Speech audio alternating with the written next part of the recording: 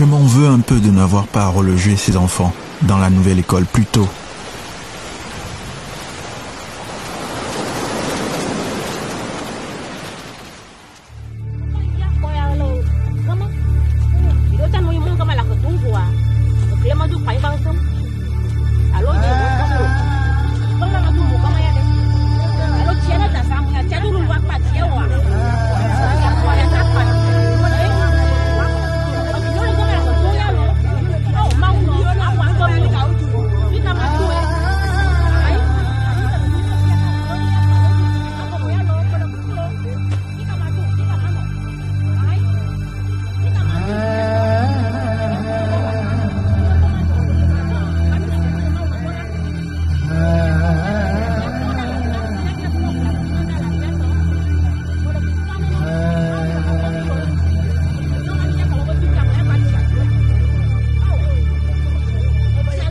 On a vraiment frôlé le pire.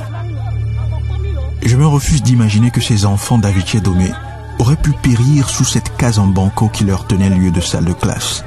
Je suis certain que plus aucun parent n'aurait le courage d'envoyer son enfant à l'école.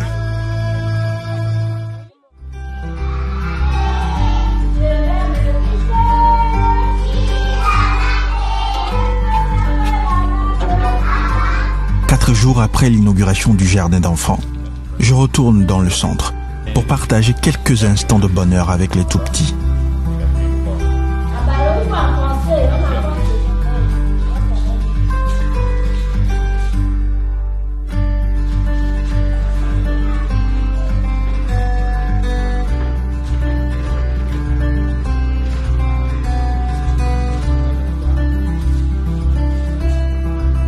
Qu'est-ce que j'aurais bien voulu moi aussi jouir de ces moments de plaisir dans le temps. M'épanouir comme Kofivi par exemple. Je n'avais pas eu cette chance-là moi.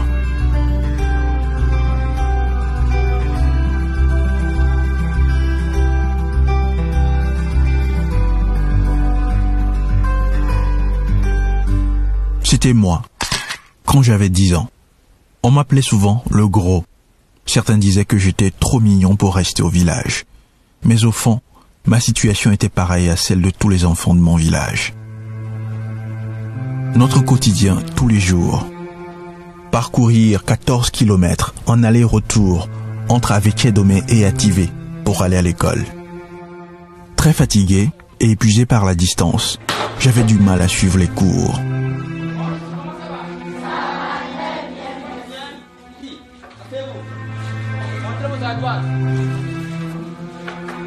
Montrez aussi les morceaux de crêpes, les chiffons. Oui. C'est le qui n'a pas amené. Pourquoi tu n'as pas amené? Si demain tu n'amènes pas, je te tape. Tu as compris? Hein? Tu as bien compris, non? Viens. Tu danses. Tu danses sur la vache. Tu danses.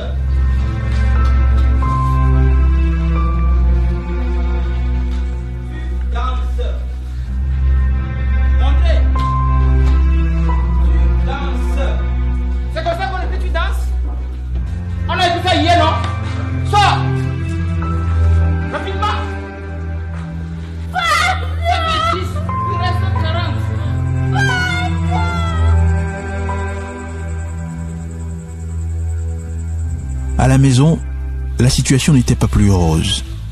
Pour apprendre mes leçons le soir, je devais partager avec ma mère le seul lampion du foyer.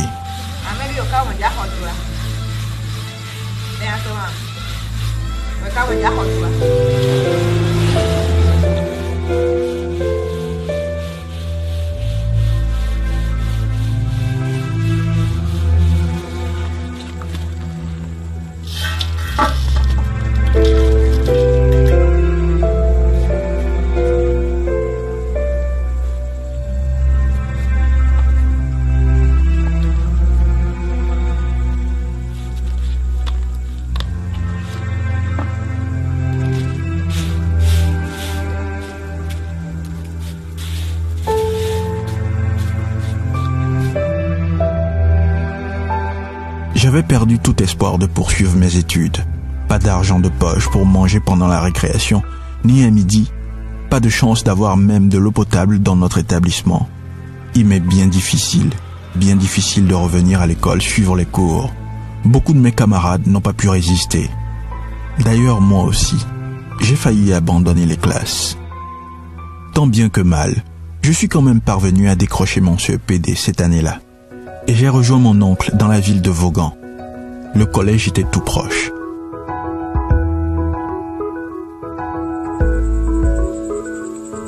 Maintenant, j'ai ma lampe tempête à moi.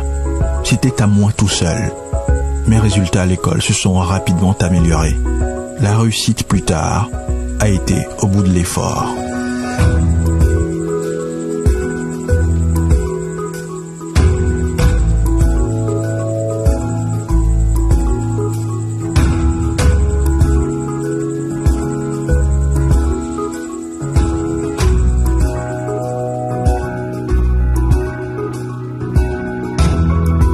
Quand je revois tout ceci, toutes les souffrances endurées sur les bancs de l'école, je me sens encore plus déterminé aujourd'hui à donner un coup de pouce aux enfants de notre village, à nos petits frères et sœurs.